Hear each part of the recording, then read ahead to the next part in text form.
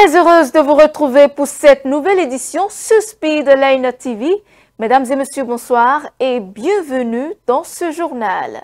Depuis plusieurs semaines, un climat de tension s'installe entre une partie des opinions publiques gabonaises et béninoises. Les réseaux sociaux devenus la caisse de résonance des frustrations sont envahis de vidéos, de messages et de commentaires jugés xénophobes.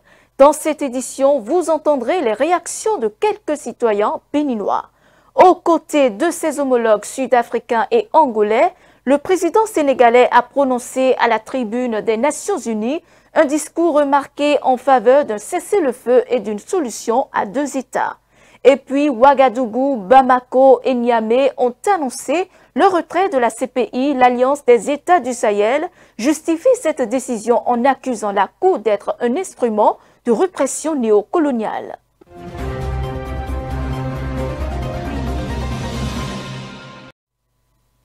Alors que le calme s'installait progressivement, la guéguerre entre Gabonais et la communauté béninoise a repris depuis quelques jours. Cette fois-ci, les différents acteurs ne se limitent plus aux vidéos TikTok. Les deux communautés s'attaquent ouvertement avec des propos acerbes. Voici quelques citoyens rencontrés dans la ville de Cotonou nous livrent leurs impressions. Depuis le début du mois de juillet, que les Gabonais et les Béninois qui ont toujours vécu en bonne entente à Libreville comme à Port-Gentil, se chamaillent. Mais au départ, je n'ai pas appris que les Gabonais voulaient aux Béninois. Paraît-il, l'information qui m'était parvenue premièrement, c'est que un Camerounais qui vivait au Gabon depuis avait insulté le président du Gabon. Et c'est de là que les histoires ont commencé. Bon, la cassure, ils cassent les maisons des gens. Je crois que les Béninois aussi doivent comprendre. Quand tu dors dans un salon de ton grand frère, ce n'est pas pour s'éterniser chez lui. Tu dois penser à aller construire sa maison. Je voudrais dire quoi précisément? Ils doivent rentrer. Nous avons commencé par apprendre sur les réseaux sociaux qu'il y a bruit. Bruit qui vient tout. Ce que nous avons appris, on a lu. Que les Gabonais ont dit que désormais, ceci sera fait par le Gabonais et non pas les étrangers. Et puis, mais depuis avant-hier, où il y a 4 jours, si je ne me trompe pas, ça s'est exacerbé de façon vraiment qu'on ne peut pas dire. Mais ce que je veux dire simplement, madame, la diplomatie béninoise, elle est où? La diplomatie béninoise ne dit rien. Alors que la situation, elle devient un peu plus grave, selon nous qui sommes à l'intérieur. Nous disons, il y a eu quand même une tentative de réconciliation entre le Bénin et le Gabon qui a été faite par un certain chef, un roi dont j'oublie son nom quand même. Au Gabon, le pétrole avait un prix. Aujourd'hui, tout cela est chuté. Le bois, il n'y en a plus assez. Le poisson dans les eaux continentales et de mer, il n'y en a plus beaucoup. Donc, la nourriture que les Gabonais avaient et qui profitaient les Béninois, ça m'amuse. Imaginons un instant une maman qui donne à manger à tout le monde et surtout aux enfants du voisinage. Quand elle n'en a plus, elle fait ses calculs. Bon, les Gabonais, ils sont fatigués de ce contenu des étrangers. Et il est grand temps à ce que les nôtres reviennent. Où est la diplomatie béninoise? Allez-y aux cheveux de nos frères qui se trouvent au Gabon face à la diplomatie gabonaise pour qu'on ait quand même la paix et la tranquillité. Parce que chez nous au Bénin, nous sommes tranquilles et peinards. Si ce n'est pas le cas au Gabon, il faut que les autorités se lèvent aujourd'hui pour aller leur dire, voilà comment nous sommes, quelle est la situation, s'il faut ramener nos frères. S'il ne faut pas ramener et qu'il y aura une négociation jusqu'à ce que les choses reprennent, Dieu merci. Autre volet de l'actualité, outil incontournable du quotidien, les réseaux sociaux ont un impact sur l'éducation des jeunes. Ils offrent un accès rapide à l'information, à des contenus éducatifs variés et favorisent le lien social. Mais ils exposent aussi les adolescents à des risques de cyberharcèlement, perte de concentration. Suivons ici quelques conseils pour mieux gérer ces enjeux. J'avoue, lorsque les jours je passe dans ma voie, je vois les jeunes, des enfants, quasiment des adolescents connectés sur leur smartphone et surtout TikTok aujourd'hui qui est à la mode, ça devient inquiétant. Et je pense que, comme vous le savez, hein, je pense que tout passe par la sensibilisation. La première des choses, c'est la sensibilisation. Déjà, la sensibilisation au niveau des parents. Parce que si les parents ont l'habitude de regarder TikTok, c'est normal que les enfants le regardent. Donc, je pense qu'il faut déjà sensibiliser les parents sur les effets néfastes déjà des réseaux sociaux tels que TikTok et autres.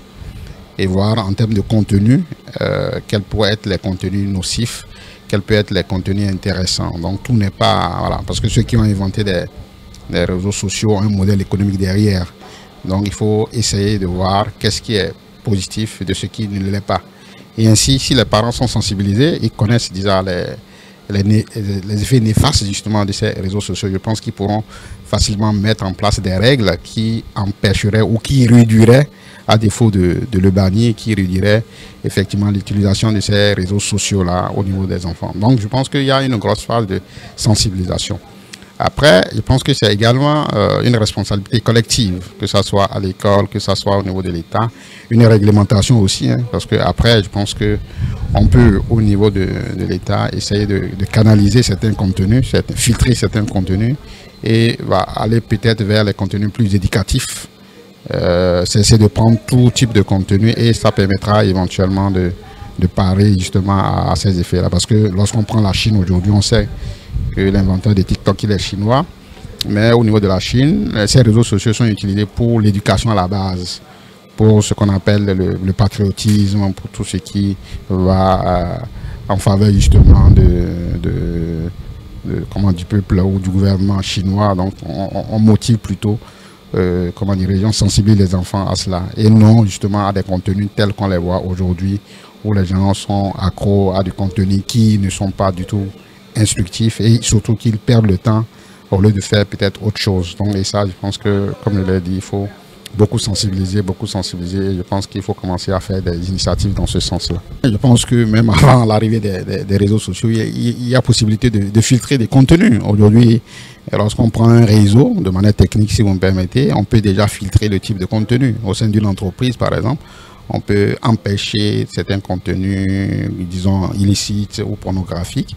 Donc oui, il est possible, voilà, de manière technique, de filtrer un certain nombre de contenus, de se dire, ok, ce contenu il est nocif, ce contenu il passe, ce contenu il ne passe pas. Donc je pense que c'est à cela déjà qu'il faut y arriver. Donc comme je l'ai dit, si déjà la sensibilisation se fait au niveau des parents, on peut se doter de certains équipements qui pourraient permettre justement de filtrer, ou tous ceux qui sont fournisseurs d'accès, si c'est possible, voilà, d'essayer de réduire ou de contenir, comme je l'ai dit, voilà, certains types de contenus qui peuvent paraître franchement nuisibles non seulement pour nos enfants, mais pour nous-mêmes. Parce que derrière, c'est des modèles économiques, ça devient une addiction. Lorsque vous scrollez, voilà, la page ou les pages qui vous sont envoyées sont les pages sur lesquelles vous passez plus de temps. Donc ça permet de dire, ok, vous aimez tout ce contenu-là. Vous scrollez, mais vous ne le savez pas. Mais lui, justement, c'est qui s'est dit, ok, si je mets 5 minutes ou 1 minute ou 2 minutes, c'est que ça m'intéresse. Et derrière, il vous envoie ce contenu personnalisé. Donc, ce type de contenu, cette addiction-là, que les réseaux sociaux nous amènent, il faut qu'on puisse arriver nous-mêmes à s'autodiscipliner et après techniquement je pense qu'on pourra. Mais j'ai l'habitude de dire que la technique seule ne suffit pas, hein. La technique ne réglera pas les problèmes humains, ça c'est clair. Donc il faut déjà une prise de conscience de l'homme que nous sommes par rapport à ce que nous faisons, de manière générale, nos forces, nos faiblesses, nos vices, et par rapport à ça, voir comment technologiquement, voilà, on arrive à accompagner justement cette régulation justement des contenus que nous avons, et comme vous le dites, qui constitue, si on ne se lève pas rapidement, si on ne régularise pas rapidement le type de contenu, qui peut constituer effectivement une dérive pour nos jeunes populations. À la tribune des Nations Unies ce lundi, le président sénégalais Bassirou Diomaye Faye a exhorté la communauté internationale à mettre fin au bombardement israélien et à œuvrer pour un cessez-le-feu immédiat. Le chef de l'État a réaffirmé le soutien du Sénégal à une solution politique à 2 États, tout en rappelant l'importance du rôle de l'ONU dans l'acheminement de l'aide humanitaire. Suivons un extrait de ses propos. Monsieur le coprésident, chers collègues, Monsieur le secrétaire général des Nations Unies, Mesdames, Messieurs, je salue le leadership de la France et de l'Arabie Saoudite, ainsi que l'engagement de tous ici présents pour la cause palestinienne. Cette conférence se tient au moment où la conscience universelle est profondément bouleversée par la situation insoutenable à Gaza. Une situation qui a dépassé toutes les limites. Nous assistons à une tragédie indescriptible, aux allures d'un nettoyage ethnique. Devant tant d'inhumanité, se taire, ne pas agir, ce n'est pas une option. Ce serait même une complicité passive. Nous sommes là pour rappeler le sens des principes fondateurs des Nations Unies, la souveraineté des peuples, l'égalité des droits, la paix par la justice, le respect du droit international et la protection des populations civiles, même en temps de guerre.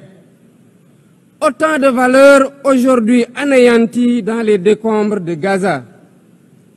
Le Sénégal réaffirme son engagement constant pour une solution à 2 États, palestiniens et israéliens, vivant côte à côte, chacun à l'intérieur de frontières sûres et internationalement reconnues. C'est ce que veut le plan de partage décidé par les Nations Unies. C'est aussi une exigence de paix et de sécurité pour les peuples des 2 pays, une exigence de justice, une exigence d'humanité. C'est pourquoi le Sénégal soutient la déclaration finale de notre rencontre préparée par la conférence ministérielle de juillet dernier, à laquelle mon pays avait co-présidé la table ronde sur le respect du droit international. Pour faire la différence, nous devons ensemble envoyer un message clair. L'occupation doit cesser. La souffrance des civils doit cesser. Il faut travailler à un cessez-le-feu immédiat.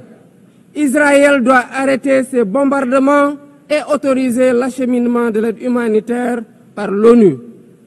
L'ONU doit envisager le déploiement d'une mission de stabilisation et d'observation pour s'assurer de l'arrêt des actes illégaux. Bref, la promesse de 2 États doit enfin être tenue. À ce propos, je salue le récent vote massif à l'AG de l'ONU de la résolution pour une solution pacifique à 2 États. Le Sénégal salue aussi la décision historique des pays ayant décidé de reconnaître aujourd'hui l'État palestinien.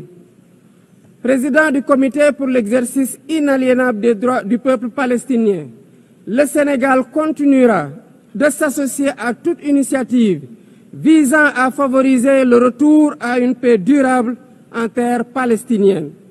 J'en appelle à la conscience universelle. Il ne s'agit pas ici de choisir un camp contre un autre, mais de défendre la vie, de faire entendre la voix de la raison et du droit, et de préserver ce qui fait notre humanité commune, la capacité d'empathie, de justice et de solidarité. Il est temps de prendre des mesures concrètes pour la création d'un État palestinien viable. Je vous remercie. Les 3 pays sahéliens dirigés par des juntes militaires qui ont tourné le dos à l'Occident ont annoncé le retrait de la juridiction internationale basée à La Haye aux Pays-Bas. Ils revendiquent une politique souverainiste et veulent créer une cour pénale souveraine. Suivant. Le Burkina Faso, le Mali et le Niger ont annoncé leur retrait immédiat de la Cour pénale internationale. Les trois jeunes du Sahel qualifient la CPI d'instrument de répression néocolonialiste dans une déclaration commune. Ces militaires, arrivés au pouvoir par coup d'État successifs, affirment qu'ils ne reconnaîtront pas l'autorité de la plus haute juridiction des Nations Unies, basée à La Haye.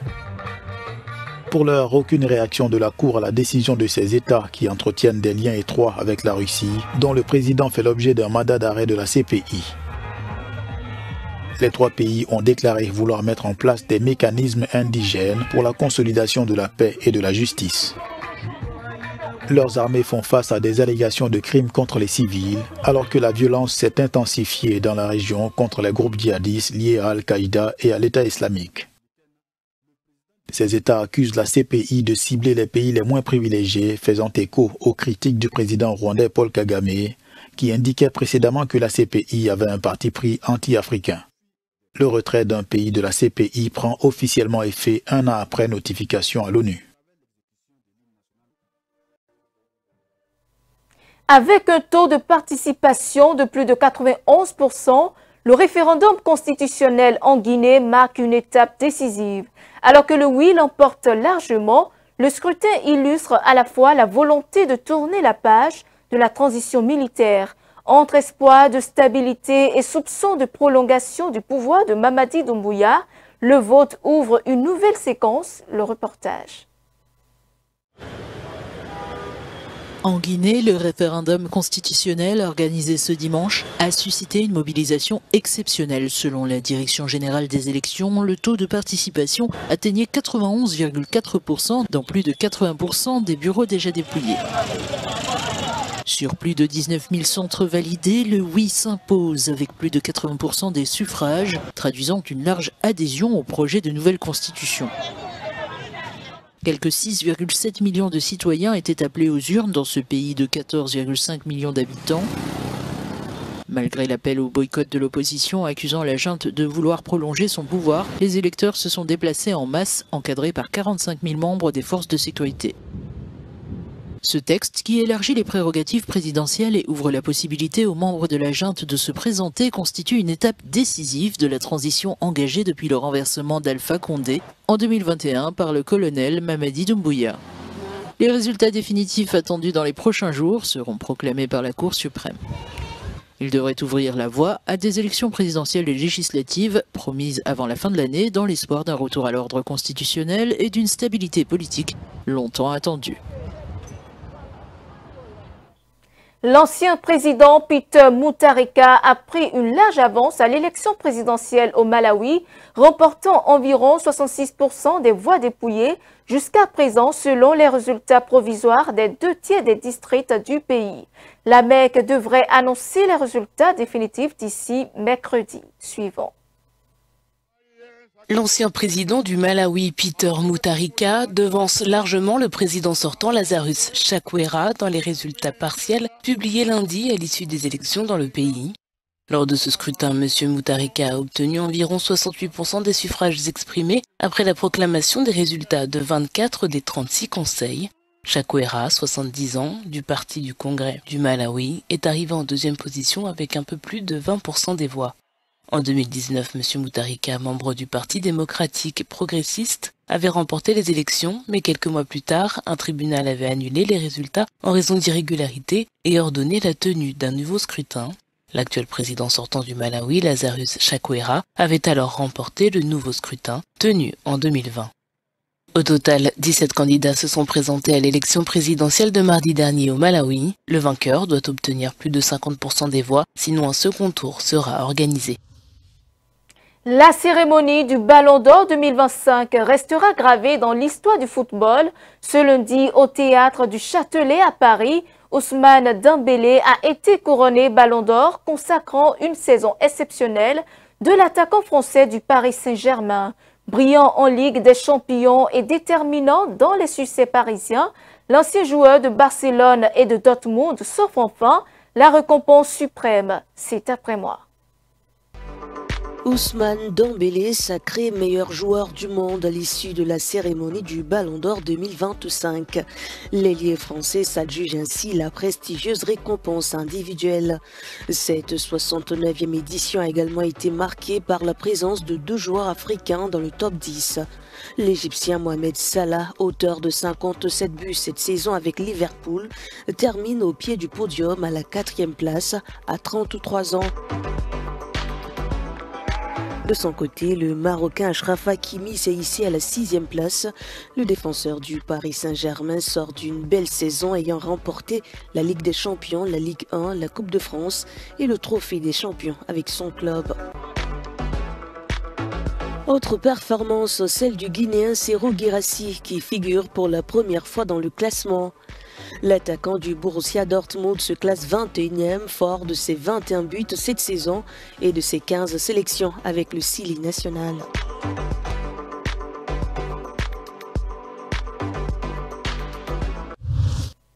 Et c'est ainsi que s'achève cette édition. Merci de votre fidélité. Suivez-nous en continu sur speedlinetv.bj/live et sur nos différents canaux digitaux Facebook et YouTube.